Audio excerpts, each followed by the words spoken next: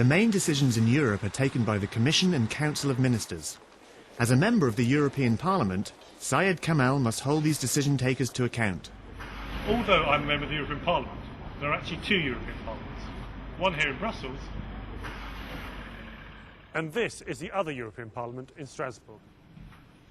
This is my Brussels office, and this is my Strasbourg office.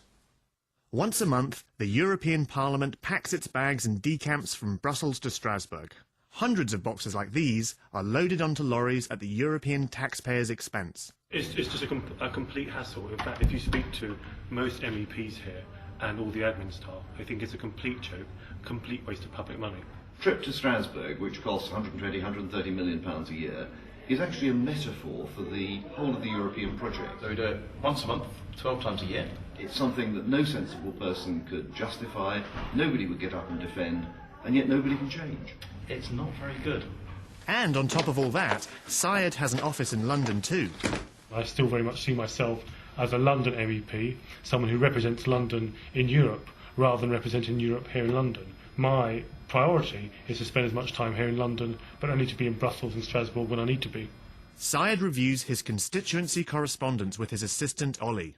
He's received a letter complaining about the Labour Council's plan to sell off the Creative Quarter in Hackney, which has benefited from European funding. I cannot believe this. These people put their own money into these properties to improve the environment in Hackney.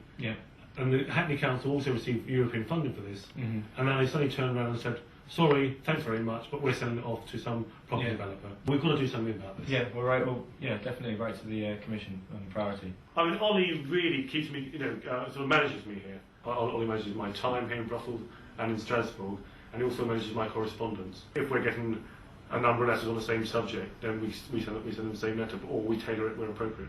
Today, Syed is leaving London's political heartland for its newest financial centre. Britain has a proud history of being a global trading nation, being right at the heart of global commerce, and nothing symbolises that more actually than being here on the River Thames. But increasingly, London and London's commerce is coming under more attack from European regulation. I believe it's my role to ensure that any European regulations that are passed are not detrimental to London's role as an international commercial centre. He's going by riverboat to the Docklands to meet a senior executive of Canary Wharf Group. He thinks London can make better use of its river. Well, we're constantly talking about building new tube lines, building new train lines, but we're underusing the river. If you could consider sort of the potential capacity of a riverboat service, we could effectively develop 1 or 2 tube lines. And now it's off for a briefing on Canary Wharf's expansion plans. We're now at a position where, by the end of this year, 75,000 people will be working at Canary Wharf, and 85% of all transactions in the EU will go through a company here. Canary Wharf itself runs from Westbury Circus down to Churchill Place there. So it's 1.5 kilometres long and 1 kilometre wide, and that is our bit. The regeneration of the Docklands symbolises all that's best about London. Constantly regenerating, constantly rebuilding itself, constantly embracing new technologies, constantly embracing new industries. And what people don't realise is that Canary Wharf is Europe's second largest financial centre, second to the City of London. That means in London we have Europe's 2 largest financial centres. Helping him get his message across is Adrian Pepper, a professional public relations consultant who meets Syed each week to report on coverage generated in the media. They don't put you down as a Conservative, they have to put you down as a group of the European People's Party, which I know sometimes grates with you. Yes, well, we'll soon change that, won't we? And there was another one in the Westminster and Pimlico News. Got a lot of good central London coverage there. Yeah. Today, Syed is going on the BBC to make the case for greater trade liberalisation. Are we discussing, or is it just one? No, it's a bit of a discussion. Okay, fine. Yeah, it's quite informal. Okay. Feel free to kind of slightly interrupt it. Before giving the interview, they clarify the terms of engagement to check he is going to be able to get his points across. We also need to make sure that the developing countries are open up so that the consumers, the people in these countries, have more choice. And let's focus on making Europe competitive in service industries. We'll have to. Thanks very much. But the job is not just about getting the Conservative message across. Syed is prepared to listen to the views from all quarters, in this case Greenpeace. So I was just wondering whether you've had an involvement in the whole process so far and what sort of areas you might want me to talk to you about. I think the critical thing here is risk.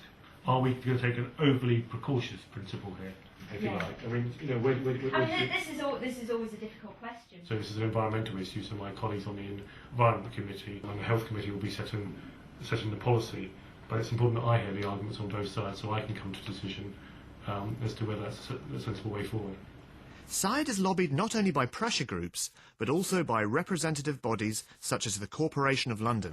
Thank you everyone for coming today, and I'd like warmly to welcome Syed Kamall here this afternoon. It's vital he understands all the issues before new directives are passed in Brussels.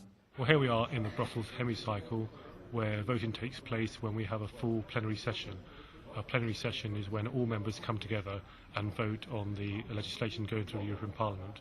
In Britain, we have a political culture where we usually have a debate first, followed by a vote. Here, we may well have a debate, but not have the vote sometimes weeks or even months later. And because we vote in usually a 1 hour session, we have hundreds of votes all in that 1 hour. That means unless you're intimately involved with a particular piece of legislation going through, you often have little idea on what you're voting on an individual basis. The most important thing we can do is to use our position as MEPs as a platform to influence public opinion back in the UK, and certainly I would rate that the most important part of my job, and I think many of my colleagues would feel the same. My father came to this country in the 1950s, and he was a bus driver, and he worked very hard trying to give the best he could to his children. But he always said to me that he didn't want me to be a bus driver. He wanted us to achieve more. He instilled in us a sense of ambition. That sort of sense of ambition that he instilled in me enabled me to go on and pursue a political career and eventually get elected.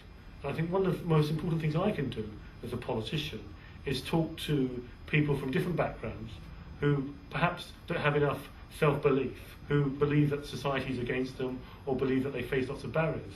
And if I can say to them, look, if I, the son of an immigrant bus driver, can be here today, can be a politician in Britain, so can you. You know, you can achieve anything you want to achieve, despite your background, regardless of your background, as long as you're prepared to work hard enough. In Newham, the future of the market is under threat, and Syed is here to lend his support. This is the most ethnically diverse market in Europe. 85% and more of the shoppers are Asian, African and African Caribbean. Exactly. And they're living in harmony. For many people here, this is how they're getting a foothold. Starting businesses, paying taxes, they're getting established. And yet a council is prepared to jeopardise all of this. Constituents come to me for a variety of reasons.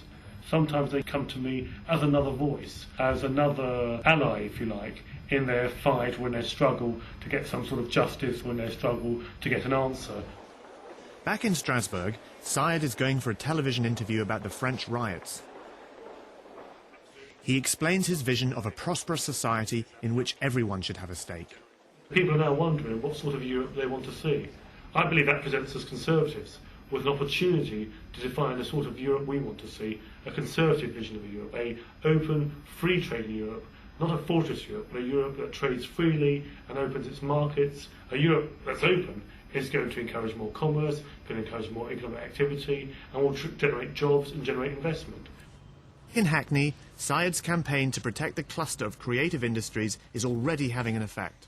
What Syed did was ask the questions that we needed clarifying. We could really find out all of the aspects of our particular case from the European perspective, to do with how the grant came into being and how it should be policed. Because he wrote the right kind of questions, it meant that Hackney realised that they couldn't wriggle out of their commitment to the creative industries, and any action they were taking would not only be highlighted in the local press and within Hackney, but they actually had the European Union breathing down their necks as well. Part of my job is to represent all of London's communities. This morning I'm attending a service at a local synagogue. He introduces himself to the Lord Lieutenant for London's representative, and there's another chance to explain how Europe works. Which is your constituency? The whole of London. We share it. There are 9 MEPs for London. Syed's working weekend does not end there. He spends Saturday afternoon canvassing electors. Mrs. Patterson? My name's Syed Kamall. I'm one of the Conservative MPs for London. And when he's not on the campaign trail, he is often making speeches at conferences and public meetings. We have hundreds and hundreds of votes in 1 hour. And we also have simultaneous translation. There have been a couple of times when I've heard the translator say in my ear, all those in favour, only to see the chairman in his or her own language say, all those against. We're a limited number. We're 27 Conservatives out of 720-odd MEPs.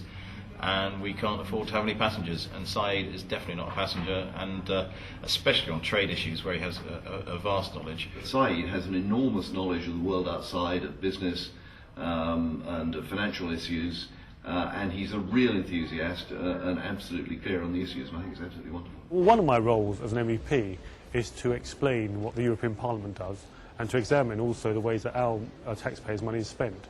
I wanted to make this film to explain what I as an MEP do, but also maybe to give you an insight into the role of the European Parliament. If you'd like further information about Syed Kamall and his work, please visit www.syedkamall.com.